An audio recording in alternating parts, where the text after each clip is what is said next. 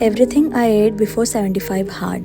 A lemon coriander soup as an appetizer for starter, a proper Punjabi style chili paneer with a spicy biryani and obviously coke, and next day Thai Szechuan fried rice from Red Box, my absolute favorite, and some apple drink, an egg burji bun and badam milk. Then craved some hot bubbatlu, so had to get it, and a dragon fruit milkshake.